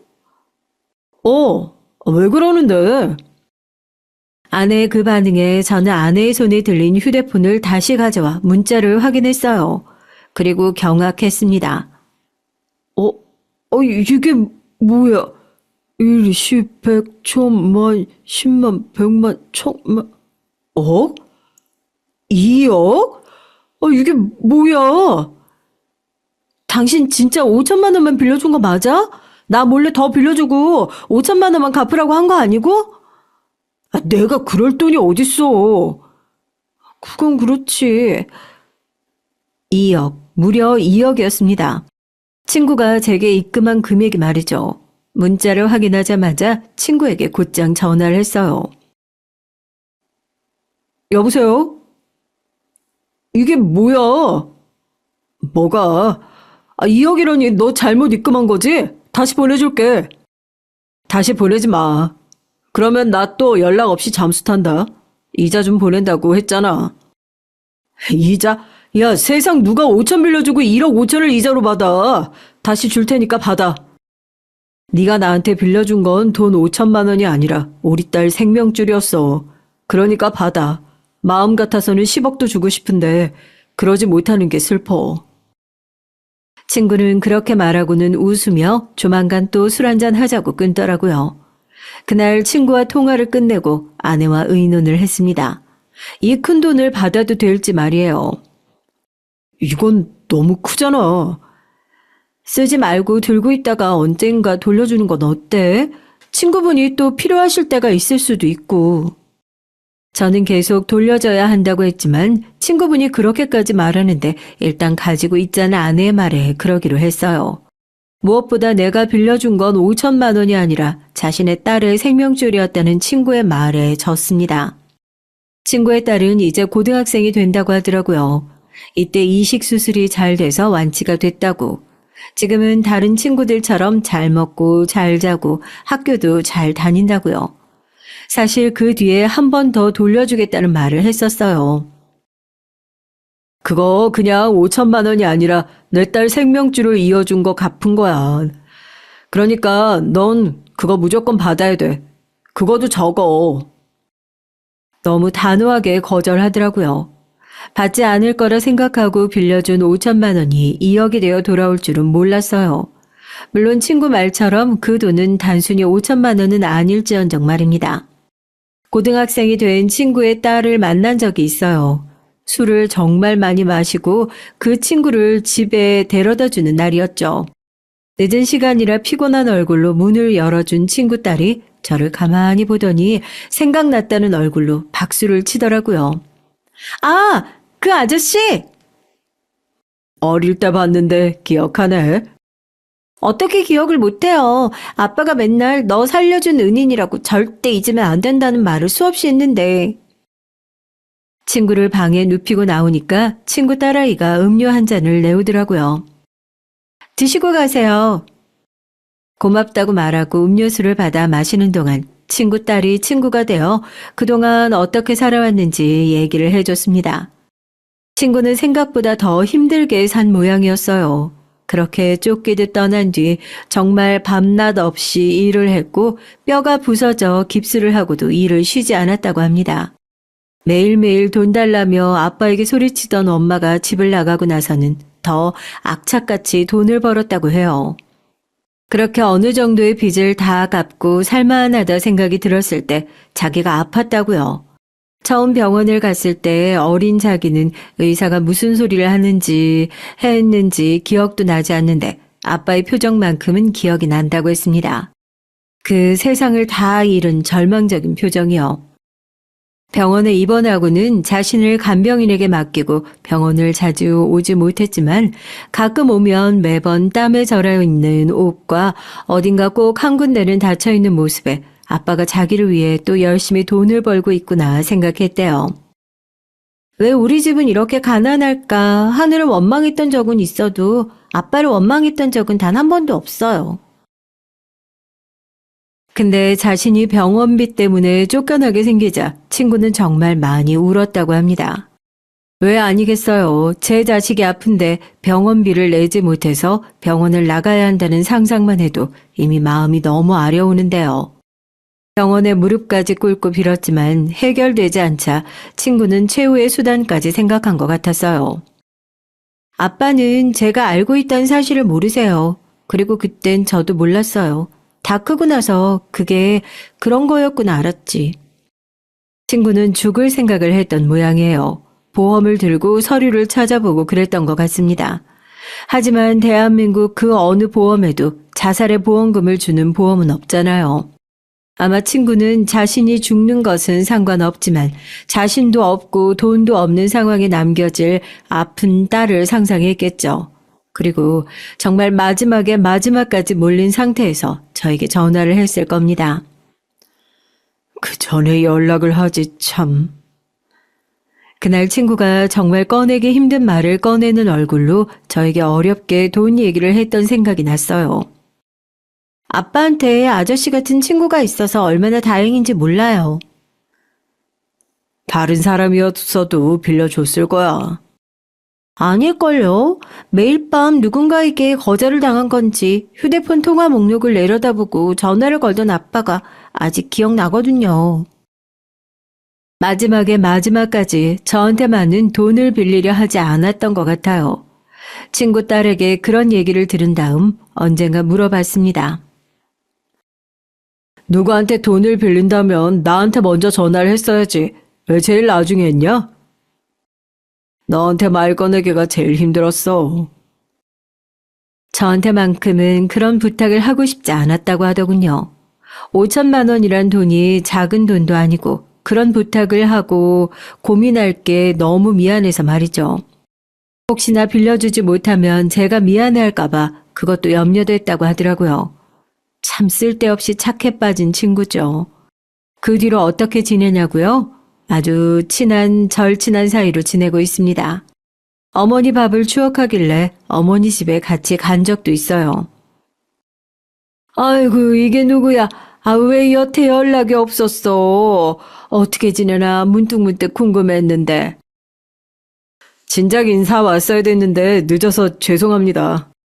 아유, 이제라도 왔으면 됐지. 앉아 있어. 밥 차려줄게. 어머니가 차려준 밥을 친구는 제대로 먹지 못했어요. 한 입 먹고 울고 한 입 먹고 울었죠. 목이 메어서 밥을 제대로 넘기지도 못하고선 어느 순간 펑펑 울더라고요. 어머니는 아무 말 없이 친구의 등을 쓰다듬어 주며 말했습니다. 내가 차려준 밥 생각나면 언제든지 와. 알겠지?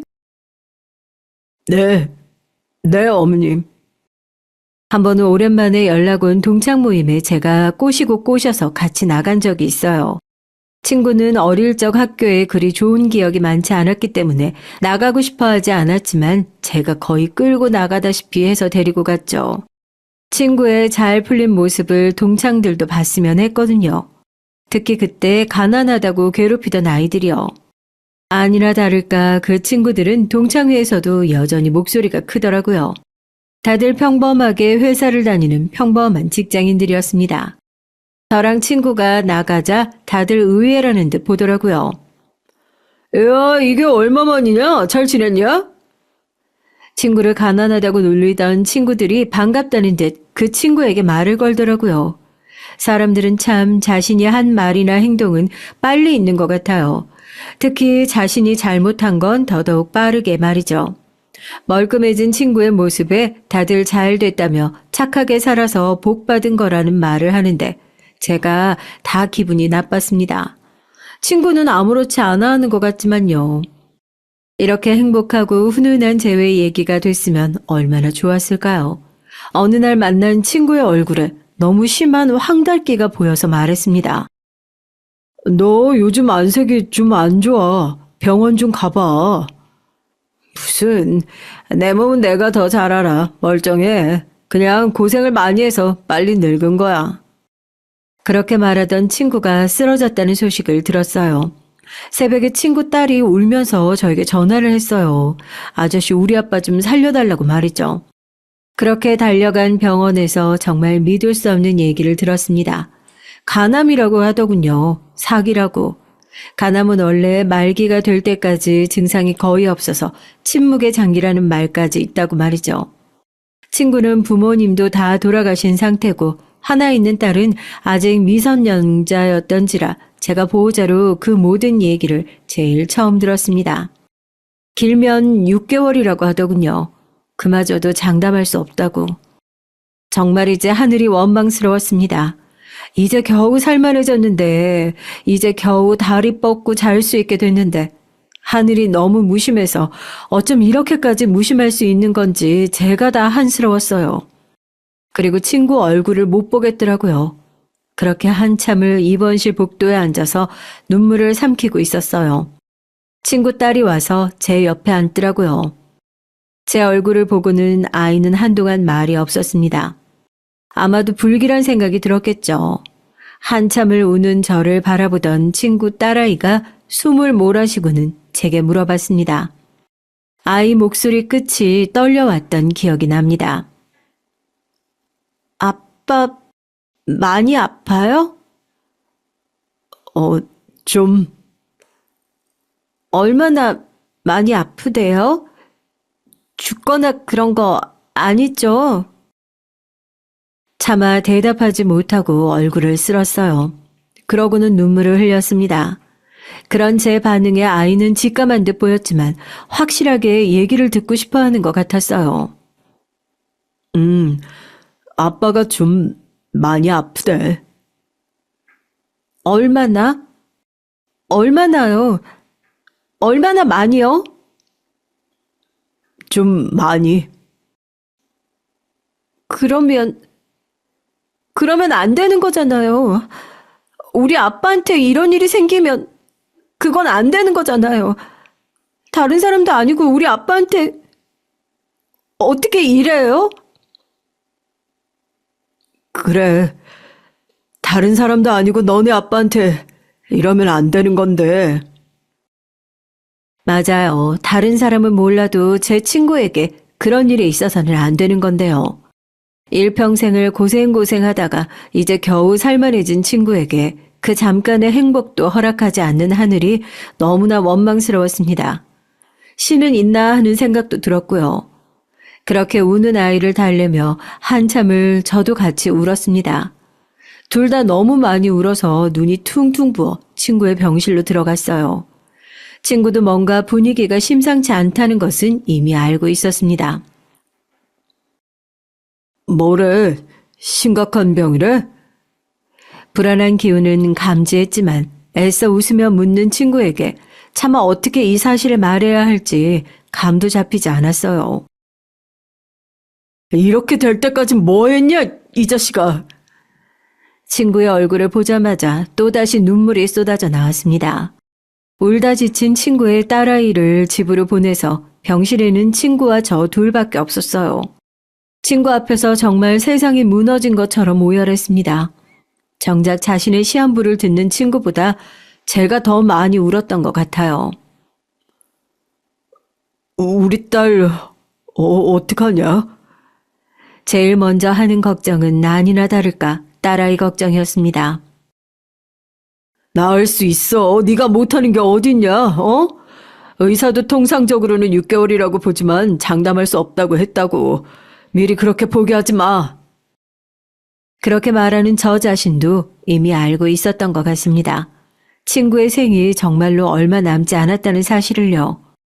여기저기 알아보니 가는 기증을 해줘도 다시 자라나는 장기의 생착률이 높아서 비교적 이식이 쉬운 장기라고 하더라고요.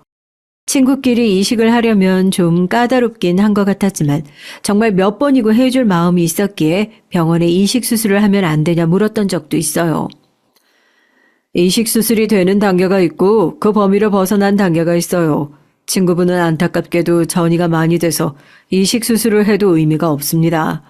수술이라는 게 몸을 열었다 닫는 과정에서 환자분 체력도 굉장히 많이 소진이 되기 때문에 수술하고 더 급속도로 안 좋아질 수도 있습니다.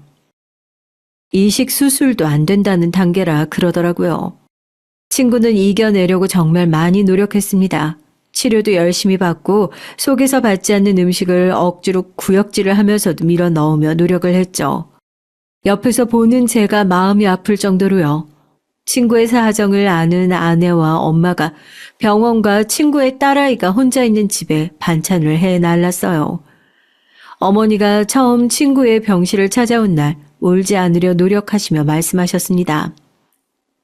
나는 제 친구 중에 너처럼 믿음직한 아를 본 적이 없다. 너처럼 제대로 된 아들을 본 적이 없어. 하늘도 그런 마음을 알아주실 거니까 절대 포기하면 안 된다. 알겠지? 네, 어머님. 저희 어머니가 오신 날 친구는 두 번째로 많이 울었던 것 같아요. 현대의학이라는 게 정말 이럴 땐 쓸데없이 정확하더라고요. 친구는 정확히 6개월 선고를 받고 5개월째 접어드는 시기부터 눈에 띄게 기력이 빠졌습니다. 모두의 기대와 소망과는 달리 친구는 하루하루 말라갔어요. 친구의 소식을 듣고 찾아온 몇 안 되는 동창들이나 함께 공사판에서 일했던 동료들이 그를 못 알아볼 정도였으니까 말입니다. 그래도 뭘 좀 먹어야지. 음식을 삼키지도 못했어요. 점점 인간의 의지의 영역으로 되는 부분은 벗어나고 있었습니다. 병원에서는 더 이상 치료가 의미 없다는 얘기를 해왔어요. 그쯤이었을까요? 통증 때문에 마약성 진통제를 달고 살다시피 해서 정신이 늘 혼미했던 친구가 또렷한 눈을 하고 저를 불렀습니다. 정신이 좀 들어? 괜찮아? 의사 부를까? 아니. 뭐 좀 먹을래? 아니면 좀 자. 제 말을 들으면서 힘없이 웃던 친구가 서랍에서 서류 뭉텅이를 하나 꺼내 들었어요. 그리고 잠시 보더니 그 봉투를 저에게 주더군요. 야, 봉투 속의 내용물을 확인하지 않아도 그 안에 뭐가 있는지 짐작이 갔습니다.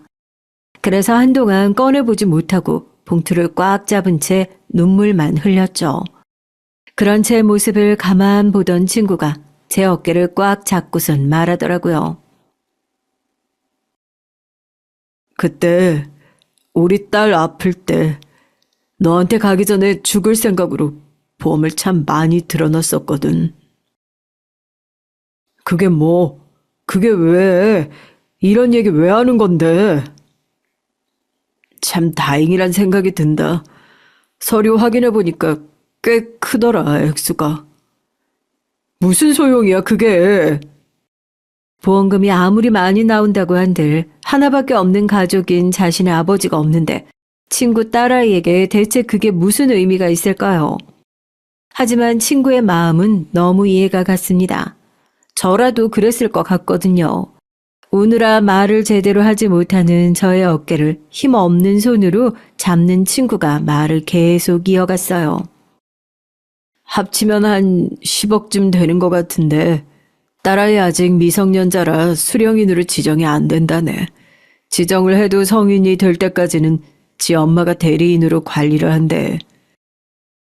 아픈 몸으로 여기저기 전화해가며 알아본 것 같더라고요.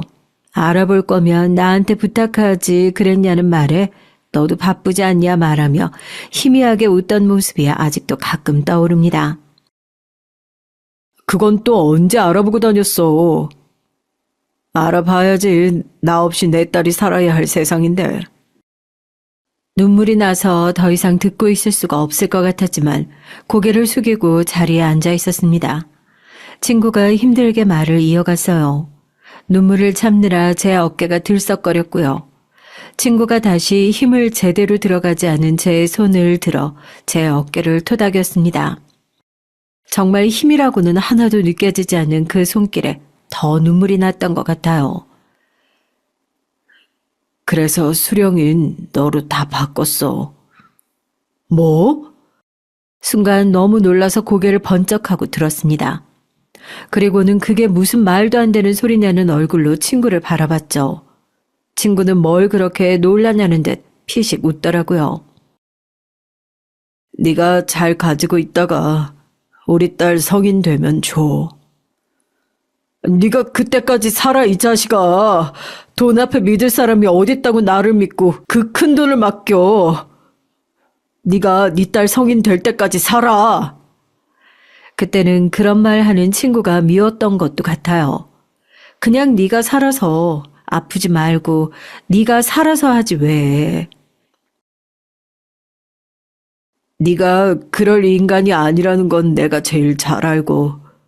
그리고 그렇다고 해도 뭐 너한테 뜯기면 그렇게까지 억울하진 않을 것 같아서 뜯어먹더라도 우리 딸내미 모른 척만 하지 말아주라. 친구가 힘없이 픽 웃으며 그 와중에 저를 생각해서 농담까지 하더라고요. 그 모습이 더더욱 마음 아팠습니다.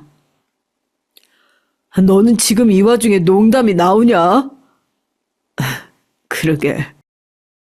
친구는 이미 자신의 집 명의도 제 앞으로 해둔 상황이었어요. 그 집도 자신이 죽으면 딸이 성인이 되기 전에 생물학적인 엄마인 아내가 관리를 한다며 그렇게 둘 수는 없다고 말이죠. 자신의 신변을 하나하나 정리하면서 그리고 믿을 만한 사람이 없어 아무리 친한 친구라지만 저에게 그 많은 재산을 맡길 생각을 하면서 친구는 무슨 생각을 했을까요? 그 생각을 하면 아직도 가슴이 저려옵니다. 그렇게 재산을 다 정리하고 친구는 마치 기다렸다는 듯 상태가 악화됐어요. 그래서 그땐 그 얘기를 내가 들어주지 않았어야 했었던 건가 하는 생각을 하기도 했습니다. 마치 다 해결하겠다고 생각하고 더 일찍 가버리는 건 아닌가 하는 생각도 들었거든요. 일을 하는 와중에 아내에게 전화가 왔어요. 병원에서 친구의 딸아이에게 연락이 왔는데 병원에 빨리 오라고 했다고. 아이가 겁이 나서 손만 덜덜 떨고 있다는 말에 회사를 뛰쳐나와 아내와 친구의 딸을 데리고 병원을 향했습니다. 저도 손발이 덜덜 떨려왔지만 친구의 딸아이 앞에서 내색하지 않으려고 무던히도 노력했던 기억이 나네요. 우리 세 사람이 도착해서 저와 친구의 딸아이가 양쪽에서 친구의 손을 잡았죠. 간성 혼수라고 사람을 못 알아보고 지금 환각이나 환청을 듣는 상태일 거라고 하더군요. 사망 직전에 겪는. 아버지 오셨어요? 저를 보고 이미 오래전에 돌아가신 아버지인 줄 알더라고요. 그 모습에 또 눈물이 흘렀습니다. 눈물을 흘리며 친구의 손을 꽉 잡았죠. 희준이냐? 제 이름을 불렀습니다. 그러고는 말을 이어갔어요. 인생을 통틀어 대신 죽어줄 수 있을 만큼 소중한 친구가 한 명이라도 있으면 그건 엄청나게 성공한 인생이라던데. 나한테 희준이 네가 그래. 고등학교 때 나 밥 먹이려고 그 말 같지도 않은 아무도 안 믿을 거짓말을 하던 그때부터 넌 나한테 유일하고 제일 소중한 친구였어. 네 덕에 내가 성공한 인생이 됐네. 나도 마찬가지야, 이 자식아. 저를 보고 힘없이 씩 웃던 친구가 고개를 돌려 이번에는 자신의 딸을 보고 얘기했습니다. 딸, 아빤 너만 행복하면 뭐든지 다 할 수 있었어. 그리고 그건 지금도 마찬가지야. 아빠한테 너보다 소중한 건 없다. 알지? 그러니까 나 두고 가지 마. 난 아빠 없이는 못 산단 말이야. 아빠 못까지 더 행복하게 오래오래 살아야 된다. 안 그러면 아빠가 나중에 먼 미래에 다시 만나면 혼낼 거야. 아빠 미워. 그런 말 하지 마. 친구 딸이 친구 팔에 고개를 묻고 오열을 했습니다. 그 모습을 보던 저도 제 아내도 병실한 의료진들도 정말 다 같이 울었어요. 아저씨 말 잘 들어야 된다. 알겠지? 대답해야지. 알았어. 친구는 딸아이의 대답을 듣고서는 씩 하고 웃었어요. 그러고는 평화로운 얼굴로 눈을 감았습니다. 남겨진 저희는 슬픔으로 가득 찼는데 말이죠. 참 모진 놈이죠. 결국 그렇게 떠났습니다. 친구의 장례를 어떻게 치렀는지 기억도 잘 나지 않아요. 친구의 딸아이는 멍하게 앉아있다가 울다가를 반복해 아내가 억지로 음식을 먹였던 것 같고 저는 하루 종일 친구의 영정사진 앞에 앉아 있었습니다. 언제 찍었는지 미리 준비를 해둔 환하게 웃고 있는 영정사진 앞에서 말이죠. 장례식은 조용하게 끝났어요. 워낙 좁은 인간관계여서 그랬는지 정말 같이 일하던 몇 분, 동창 몇 명이 전부였어요. 그래도 아이 엄마는 올 줄 알았는데 연락이 갔을 텐데도 얼굴을 비추지 않더라고요. 아내가 참 많이 분노했던 기억이 납니다. 애 엄마라는 사람이 아니 남편이 미워도 애는 보러 와야 될 거 아니야. 아내는 이미 친구 딸에게 정이 많이 들어 있었어요. 친구의 장례를 치르고 친구의 딸아이에게 다가가 물었습니다. 현아, 아저씨 딸 할래? 장례를 치르자마자 아내와 얘기했던 문제였어요. 아이가 살아가면서 서류상이라도 부모가 필요한 일이 많을 거고 만약에 혹시나 친모라는 사람이 찾아와서 이런저런 권리를 주장할 때 저희가 방패막이 되어주려고 그런 편이 낫겠다고요. 친구 딸 아이는 제 제안을 고맙지만 괜찮다고 자긴 아빠의 딸로 남고 싶다고 거절했습니다.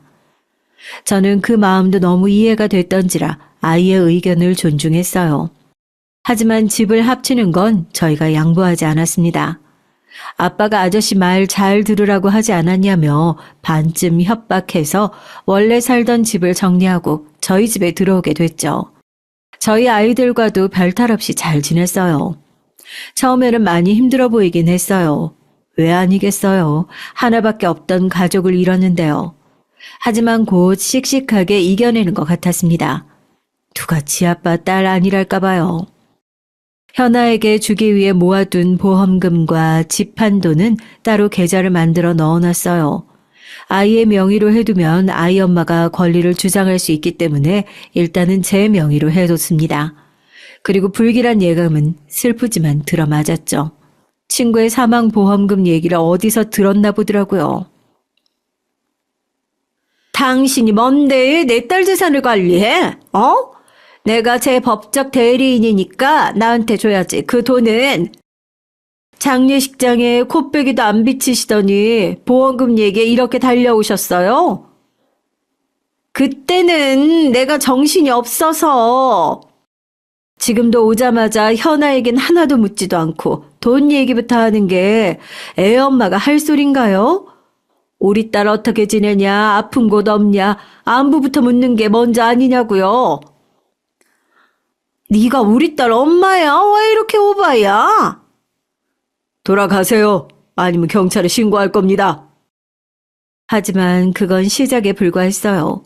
친구 전부인이자 현아의 친모는 친구의 사망보험금과 집을 정리한 돈을 달라고 매일매일 행패를 부렸습니다. 어느 날은 애를 만나 회유해보기도 한 모양이더라고요. 하지만 저도 애도 꿈쩍하지 않자 그래도 제가 꿈쩍하지 않으니 어느 날 사라졌습니다. 아이와 아내는 포기했나 보다 했지만 저는 알 수 있었죠. 그렇게 쉽게 포기할 사람이 아니라는 걸 말이죠. 아니나 다를까 집으로 통지서 하나가 날아왔더라고요. 친구가 남기고 간 재산의 소유권을 주장하는 걸로 말이죠. 정말 한 푼도 주고 싶지 않아. 현아한테 그대로 다 주고 싶다고. 나도 그런데 그게 좀 힘든 모양이라고. 아무리 아이의 친모라 상속에서 어쩔 수 없는 부분이 있더라도 저희가 아이에 대해 법적으로 전혀 권리가 없어서 정당성을 갖기도 힘든 모양이었습니다. 현아가 절대 싫다고 해도 어쩔 수가 없다더라고요. 친구와의 약속을 온전히 지키지 못하게 될 상황이 오니까 속이 너무 상해서 어느 날은 술을 한잔하고 집에 늦게 들어갔어요. 현아가 자지 않고 거실 소파에 앉아서 저를 기다리고 있었습니다. 저를 보자마자 인사를 하더니 할 말이 있다더군요. 그때 아저씨가 하셨던 말 아직도 유효해요? 무슨 말? 제 물음에 현아가 잠시 뭔가를 생각하는 듯 하더니 결심한 듯 말을 이어갔습니다. 아저씨 딸 하겠냐던 말이요. 현아가 서류상으로 제 딸이 되면 친모에게 더 불리해진다는 얘기를 어디서 들었는지 들은 것 같더라고요. 물론 그 사이에 쌓은 유대감이 없었다면 저에게 그런 얘기를 하지 않았겠지만 말이죠. 어쨌든 현아의 그 말이 저는 너무 반가웠습니다. 정말 진심으로요. 현아만 괜찮다면 아저씨 너무 좋지. 그렇게 현아는 제 딸이 됐어요.